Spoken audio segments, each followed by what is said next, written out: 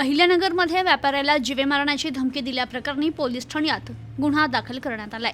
छत्रपती संभाजीनगर येथील एका व्यापाऱ्याला त्यांच्याशी असलेल्या व्यावसायिक रोष मनात धरून पाठलाग करून जीवे मारण्याची धमकी दिल्याची घटना अहिल्यानगर शहरातील केडगाव शिवारात घडली आहे। अमोल लड्डा असं या व्यापाऱ्याचं नाव असून त्यांनी दिलेल्या फिर्यादीवरून अहिल्यानगर शहरातील कोतवाली पोलीस ठाण्यात गुन्हा दाखल करण्यात आलाय। कोतवाली पोलीस ठाण्यात कारमधील अज्ञात चालक आणि त्याच्यासोबत असलेल्या अज्ञात 2-3 व्यक्तींविरुद्ध गुन्हा दाखल करण्यात आलाय। 16 जून रोजी सकाळी 10 वाजता लड्डा हे व्यापाऱ्याच्या दृष्टीनं रांजणगाव MIDC येथे मीटिंगसाठी त्यांच्या कारनं गेले होते।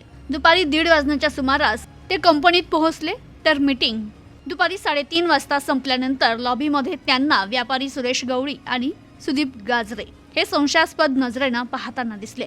व्यवसाय विषयक मतभेद असल्यामुळे त्यांच्यावर संशय निर्माण झाला। लड्डा ब्रिटानिया कंपनीतून बाहेर पडल्यावर अहिल्यानगर पुणे रस्त्यावर हॉटेल नील जवळ त्यांच्या कारचा दुसऱ्या कारनं पाठलाग सुरू केला। लड्डा यांनी केडगाव बायपास मार्गे दिशाभूल करण्याचा प्रयत्न केला, मात्र संबंधित कारनं पाठलाग थांबवला नाही।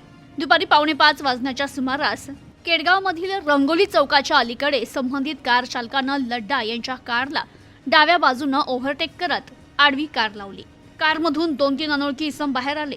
त्यांच्या हातात लाकडी दांडके आणि लोखंडी रॉड होते। या हत्यारांचा इशारा करत त्यांनी धमकीवजा हालचाली केल्या तर कारला धडक देऊन डाव्या बाजूचे दोन्ही दरवाजे नुकसान केले।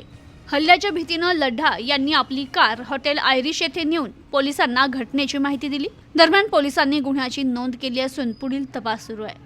Bureau report, news today 24 Ahilyanagar.